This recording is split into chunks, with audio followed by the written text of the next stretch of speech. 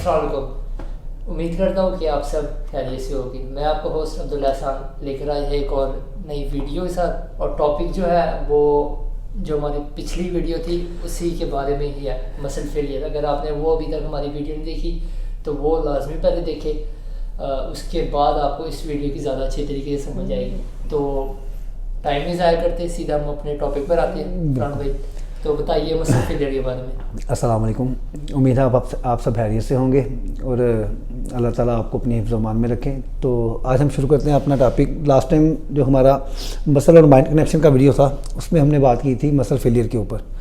तो आज हम उसी को एक्सप्लेन करने लगे हैं कि बेसिकली मसल फेलियर है क्या और कैसे आप इससे मैक्सिमम रिजल्ट जो है वो निकाल सकते हैं। तो मसल फेलियर में बेसिकली हमारे यहाँ पे जब भी लड़के आते हैं, जिम ज्वाइन करते हैं, बिल्कुल नए हैं या पुराने हैं, तो उनका वो माइंडसेट वही होता है 12-10-60 रेपिटेशन का। तो जैसे 12 लगी, ठीक है, वापस वेट जो है वो रख दिया, 10 लगी वापस रख दिया, या वेट बढ़ाना शुरू कर दिया, पहले 5 kg या 10 kg पे चले गए, 15 kg पे चले गए। तो वो चीज़ें ज़्यादा ज़रूरी नहीं है। जो ज़रूरी है वो है मसल को, टारगेट को अपने को आपने प्रॉपरली कैसे हिट करोगे और मैक्सिमम कैसे आउटपुट निकालोगे वहाँ से।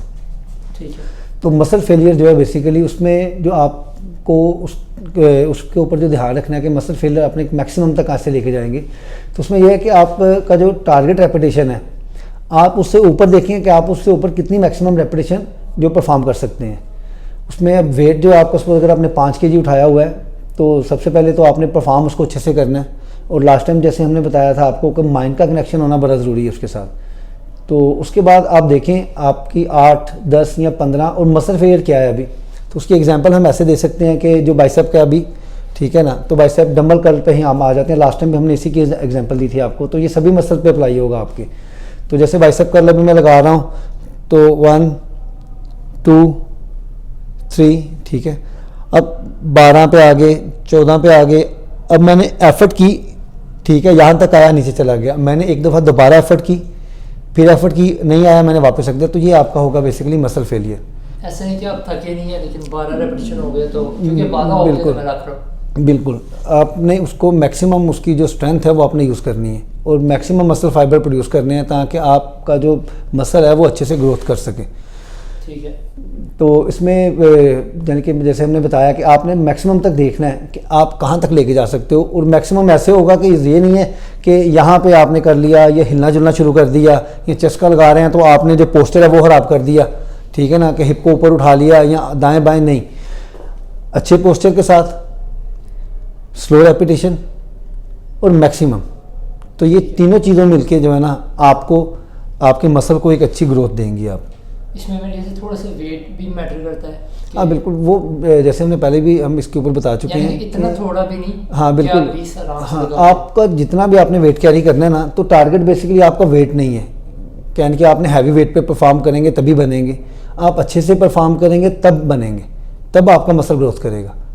तो वेट की तरफ आप अपनी तवज्जो हटा लें और जितना वेट आपने चूज़ किया अपने लिए मिनिमम से शुरू करें हमेशा, ठीक है। उसके ऊपर रेपिटेशन काउंट करें, फिर थोड़ा सा पुट ऑन करें उसके ऊपर। सपोज 5 है तो 7.5 पे आ जाइए, ठीक है। लेकिन परफॉर्मेंस आपने अच्छी करनी है वहाँ पे। थोड़ा सा मीडियम हैवी, बिल्कुल। हाँ बिल्कुल, और लो टू मॉडरेट वेट की तरफ जब आप अप्रोच करते हो तब आपके मसल की परफॉर्मेंस, आपकी स्ट्रेंथ जो है वो ज़्यादा बेहतर होती है। उसमें आपके बॉडी का फैट जो है वो भी ड्रॉप होगा, मसल का साइज़ भी गेन होगा, ठीक है ना।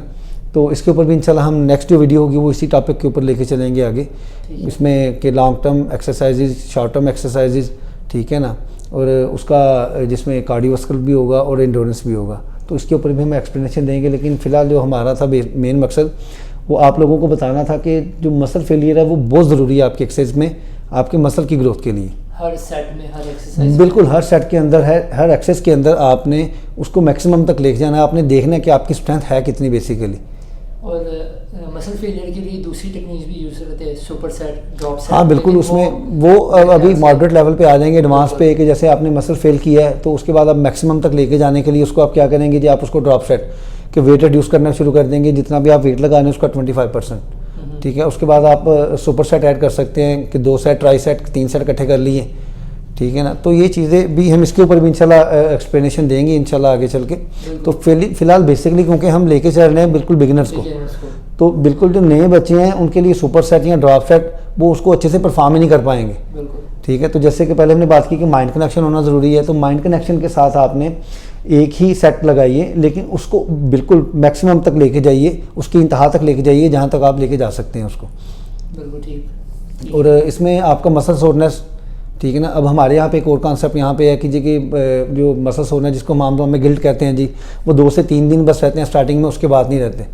तो ये भी एक मिथ है बनी हुई। आपकी जो मसल सोरनेस है वो हर एक्सरसाइज के बाद आपको ऑलमोस्ट 12 घंटे बाद आपकी मसल सोर होना लाजमी है। तो वो आपको बताता है, आपकी बॉडी रिस्पॉन्ड देती है कि आपने उसको ट्रेन किया अच्छे से।